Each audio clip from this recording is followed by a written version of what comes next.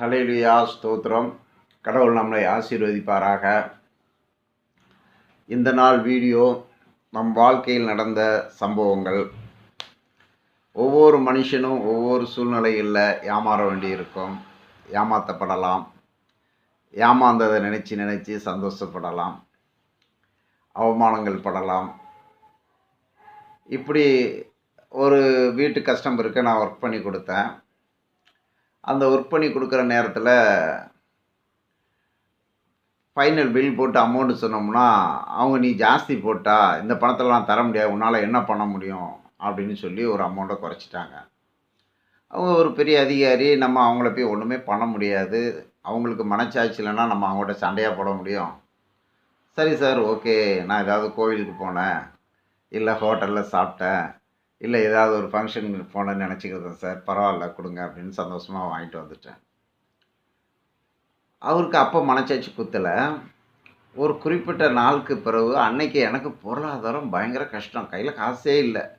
அப்படியே கடையில் சோகமாக உட்காந்துக்கிட்டு இருக்கிறேன். திடீர்னு என் முன்னாடி வந்து கார் கொஞ்ச நேரம் கழித்து எங்கே நிற்கும்போது வானு கூப்பிடுது. என்ன கூப்பிட்றாரு அப்படின்னு நினச்சி எந்திரிச்சு போனால் அன்னைக்கு தர வேண்டிய பணத்தை திருப்பி கையில் கொடுத்தாரு. அவருக்கு மனச்சாட்சி குத்திருக்கு. ஏதோ அவன் பொறுமையாக போயிட்டான், அவன் பணத்தை நம்ம சீட்டிங். பொறுமை எவ்வளோ முக்கியமானது. ஒரு கணத்தை அடித்தால் மறு கணத்தை கொடுங்கள் என்று சொன்ன ஆண்டவருடைய வார்த்தை மாதிரி, நம்மளை ஏமாத்துன்னு ஒருத்தவங்க முடிவு பண்ணிட்டாங்கன்னா அவங்கள நம்ம ஒன்றும் பண்ண முடியாது. ஸோ அவங்க ஏமாற்றி தான் ஆகுவாங்க, அதில் ஏமாந்து தான் ஆகணும். அப்படி இன்னொரு ஆளுக்கு பார்த்தீங்கன்னா, அவருக்கு வந்து சூதாட்டம், அதாவது இந்த காட்டன் விளையாட்டுன்னு சொல்லுவாங்க. சூதாட்டத்தில் எத்தனையோ பிரிவுகள் இருக்குது. அந்த சூதாட்டத்துக்கு அடிமையாகி வீட்டில் கெட்ட பேர், வேலை செய்கிற இடத்துல கெட்ட பேர், பொருளாதாரத்தை கெட்ட பேர், வீட்டுக்கு வாடகை கொடுக்க முடியல, வீட்டில் இருக்க பொருள்களை அள்ளி ரோட்டில் வச்சுட்டாங்க.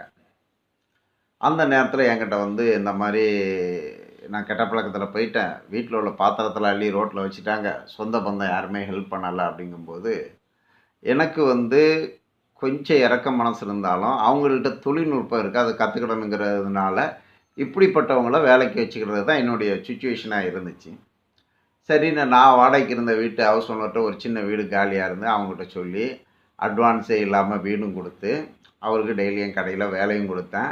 அந்த வேலையை கடவுளும் ஆசீர்வதிச்சார். ஸோ வேலை போய்கிட்டே இருக்கிற சமயத்தில் ஒரு கஸ்டமர் வீட்டுக்கு நான் போக முடியாத சூழ்நிலையும், அவருக்கு அனுபவம் ஜாஸ்தி இருந்ததுனாலையும் அவரையும் என்கிட்ட இன்னொரு ஆள் வேலை செய்கிறவரும் சேர்த்து அனுப்பிச்சி விட்டேன். அவங்க போனாங்க, கொட்டேஷன் கொடுத்தாங்க, கொட்டேஷன் ஓகே ஆச்சு. அவங்க அட்வான்ஸ் கொடுத்தாங்க. அந்த அட்வான்ஸில் பெரிய அமௌண்ட்டு, அதில் வந்து பாதி அவங்க 2 பேரும் சேர்ந்து ஆட்டையை போட்டுட்டு என்கிட்ட பாதியை கணக்கு கொடுக்குறாங்க. நான் கணக்கை எழுதுகிறேன். அதுக்கு பிறகு செகண்டு டெலிவரி போகுது. அவங்க இன்னொரு ஆர்டரை கொடுத்து இன்னொரு அமௌண்ட்டை கொடுக்குறாங்க. அதுலேயும் பாதியை கொடுத்து அப்படி ஒரு குழப்படி கணக்கை கொடுத்துட்டு போனாங்க. கடைசியில் ஃபைனல் செட்டில்மெண்ட் ஆகிறக்க மொத்த ஒர்க்கும் முடிச்சு கொண்டு கொடுக்கும்போது திரும்பி 2 பேரும் வந்து சொல்கிறாங்க, கஸ்டமர் ஒர்க்கு சரியில்லை, அதனால் காசை தரமாட்டேன்னு சொல்கிறாங்க, என்ன பண்ணுறதுன்னு கேட்குறாங்க. அவங்கள ரெக்கமெண்டேஷன் பண்ணது ஒரு நல்ல கஸ்டமரு. சரி, அவங்க பேர் கெட்டு போயிடக்கூடாத வான்னு சொல்லி இவனை கம்பேர் பண்ணி கூப்பிட்டுட்டு நேரே அங்கே போயிட்டான். கஸ்டமரு க்ளீனாக பேமெண்ட் கொடுத்துருக்காங்க. இவனை கேட்டால் தலையை சொரிஞ்சிக்கிட்டு இருக்கான், ஒன்றுமே சொல்லலை, என்ன பண்ணுறது, இவங்களெல்லாம் திருந்துனா நாடே திருந்திடும். ஏழையாக இருக்கிறவங்க ஏழையாகவே இருக்கிறாங்க, பணக்காரங்க இருக்கிறவங்க எப்படி பணக்காரங்கள் ஆகிறாங்கன்னா அவங்களுக்கு நல்ல ஒழுக்கங்கள் இருக்குது. அதனால் அவங்க பணக்காரங்களாகவும் ஜாதிகளிலையும் மதங்களிலையும் ஒழுக்கம் உள்ளவர்கள் உயர்ந்திருக்கிறார்கள். ஒழுக்கம் இல்லாதவர்கள் ஏதாவதிலும் ஒன்று மாட்டிக்கொள்கிறார்கள். அந்த மாட்டிக்கொள்ளாத அளவுக்கு கடவுள் நம்மளை காப்பாற்றி வச்சுருக்காருன்னு அதுக்கு தான் நம்ம நன்றி சொல்லணும். ஸோ அப்புறம் அவங்க கூட்டிகிட்டு வந்து ஏன் இப்படி நடந்துக்கிட்டான்னா, அப்பவும் அவன் அதை சரணடைஞ்சானே தவிர தன்னுடைய தவறை உணர்ந்துக்கிடலை. அதே மனுஷனை நான் ஒரு பிரச்சனைக்காக போகும்போது வாமிட் ஆகி ரோட்டில் உட்காந்து கிடக்கிறேன், யாருமே ஹெல்ப் பண்ணுவானான்ட்டு இவன் சைக்கிளை பார்த்துட்டு எனக்கு அர்ஜெண்ட்டாக வேலை இருக்குன்னு விட்டுட்டு போயிட்டே இருக்கான். அப்போ நன்மை செய்கிறது நமது எண்ணம் என்றால் தீமை செய்கிறது அவர்கள் எண்ணம். இப்படி தாங்க வாழ்க்கைகள் ஓடிக்கிட்டு இருக்குது. இதில் ஏமாந்தவங்க லிஸ்டெல்லாம் பார்த்தீங்கன்னா கடவுள் நம்மளை எவ்வளவோ காப்பாற்றிருக்காரு. ஒரு சர்ச்சுக்கு போகிறவங்களோ இல்லை ஒரு கோஆப்ரேட்டிவாக இருக்கிறவங்களோ தங்களுடைய அனுபவங்களை பகிர்ந்துக்கிடும்போது நம்ம பல விதங்கள்லேருந்து காப்பாற்றப்படுறோம். அப்போது நம்ம சொல்லணும், கேட்கணும், செய்யணும். இதுதான் ஃபாதர் நம்மளுக்கு போதிச்சாங்க. ஃபாதர் நம்மளுக்கு போதிச்சது. அப்போ நம்ம ஒவ்வொரு வீடுகளில் போய் பேசும்போது, சிலவங்க இந்த மாதிரி திட்டத்தனம் இருக்காங்க. இந்த பெரியவங்களுக்குள்ள ஃபைனான்ஸ், வட்டி, வரி இந்த இதில் அடிமைப்பட்டு ஒவ்வொருத்தங்களும் பெரிய பெரிய நிர்வாகங்களில் போயிட்டு பல லட்சம் ரூபாயை வட்டிக்கு ஆசைப்பட்டு டெபாசிட் பண்ணி ஏமாந்து போய் இருக்கிறாங்க. அப்படி ஏமாந்து போனவங்க கூட என்ன சொல்லிடுறாங்க கடைசியில் சந்தோஷப்படுறாங்க. அவங்களுக்கு இவ்வளோ பணம் போச்சு, எனக்கு கம்மியாக தாங்க போச்சு. அவங்களுக்கு இவ்வளோ பணம் போச்சு, எனக்கு கம்மியாக தாங்க போச்சு இப்படின்னு சந்தோஷப்படுறாங்க. இப்படியே போயிட்டு இருக்கும்போது எங்கள் ஏரியாவில் ஒரு சம்பவம் நடந்துச்சு. ஒரு அம்மா நல்ல ஒரு டிபார்ட்மெண்ட்டு சேர்ந்தவங்களுடைய ஒய்ஃபு. அந்த அம்மாவுக்கு பணம் மேலே ஆசை வந்துடுச்சு. அதனால் வீட்டுக்காரை பற்றி அவங்க அண்ணன் தம்பிக்கிட்ட போயிட்டு, எங்கள் வீட்டுக்காரருக்கு சம்பாதிக்கவே தெரியல, மிக்கவங்களாம் இவ்வளோ சம்பாதிக்கிறாங்க, அவர் இப்படிலாம் என்னோட வச்சுட்டேன்னு சொல்லி அண்ணங்கிட்ட அழுது ஒரு அமௌண்ட்டை வாங்குறது.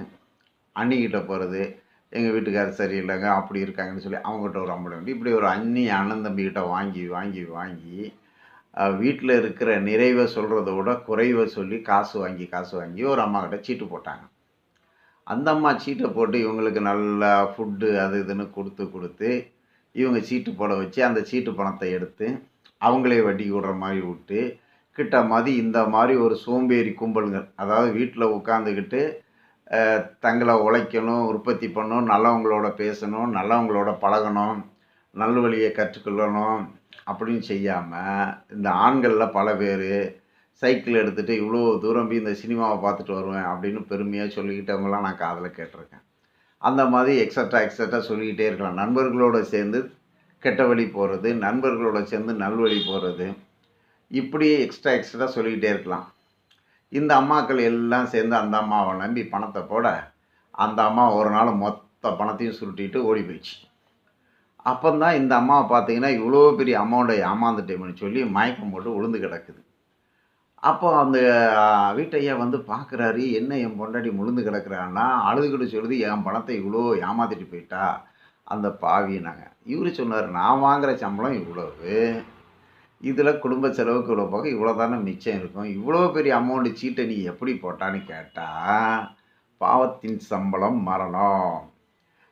அதாவது வேதத்தில் ஒரு இடம் சொல்லுது, ஒருவன் பாவியாக இருந்து பாவியாவே மரித்தால் பாவத்தின் தண்டனை உண்டு.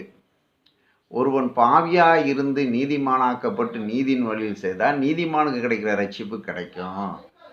அப்போ பாவி நீதிமான் எல்லாத்துக்கும் கரெக்டாக இருக்கும்போது பாவத்தின் சம்பளம் மரணங்கும்போது தங்கள் வீட்டில் இருக்கிறவங்கள தனிமை பண்ணி அடுத்தவங்கள்ட்ட கேஷ் பிடுங்கிறது, பொய் சொல்கிறதுனுடைய மொத்த அமௌண்ட்டையும் அந்த அம்மா சுட்டிட்டு போயிடுச்சு. அதுக்கு பிறகு இவர் விசாரித்தாதான் இந்த அம்மாவுடைய கூத்து ஊருக்கு தெரிஞ்சு போச்சு. இது வரும்போதெல்லாம் அண்ணங்கிட்ட குறை சொல்லி திட்டு வாங்கிறது, மாமிகிட்ட சொல்லி திட்டு வாங்கிறது, இப்படி எல்லாத்தையும் ஒரு புத்திசாலித்தனமாக துட்டை சேர்த்து மொத்தமாக என்னமோ சொல்லுவாங்களா, நல்ல வாயும் சம்பாதிச்சு நாரை வாங்கி தின்னுட்டு போன மாதிரி ஒருத்தவங்க தூக்கிட்டு போயிட்டாங்க. அதனால் கடவுளுக்கு பயந்து நடக்கிறவங்க, ஒரு குழந்தைய போன்றவங்க, அவங்க ஒரு சர்ச்சில் கூடும்போது அங்கே நண்பர்களை பார்த்து அதுலேயும் நல்லவங்களோட சேரணும், கெட்டவங்களோட சேரக்கூடாது. கெட்டவங்களுக்கு நல்லவங்களுக்கு என்ன ஆசைன்னா முதலாவது தேவனுக்கு தேடணும். தேவனுக்கு பயப்படும்போது தேவன் சொன்ன நல்வழிகள், களவு செய்யாதிருப்பாங்க, பொய் சொல்லாதிருப்பாங்க, கொலை செய்யாதிருப்பாங்க, எல்லைக்குரிய தாண்டாதிருப்பாங்க, அந்த கட்டளைகளை ஓரளவு கடுகளவு நம்ம ஃபாலோ பண்ணாலே இந்த மாதிரி ஏமாத்து கேஸு, ஏமாறுற கேஸு இதெல்லாம் நம்மக்கிட்ட வரும். அப்படியே வந்து நிழலாக நிற்கும், மழை பெஞ்ச மாதிரி போயிடும், அது நம்மளுக்கு பெரிய சேதத்தை தராது. அப்படி பார்க்கும்போது எங்ககிட்ட தேவையான அளவுக்கு கடவுள் காசை கொடுத்தாரு. இந்த மாதிரி ஏமாத்துகளில் போய் ஏமாறாத அளவுக்கு அனுபவங்களை கொடுத்தாரு. அதுக்காக நான் பெருமை பாராட்ட முடியாது. இம்மட்டுமா காத்த தேவன் இனிமேலும் காப்பார். அல்லேலூயா. ஆமேன், ஆமேன், ஆமேன். அனுபவங்களை பகிர்ந்து கொள்வோம், அனுபவங்களை சொல்லிக்கொள்வோம். கர்த்தர் நம்மளை ஆசீர்வதிப்பாராக. ஆமேன்.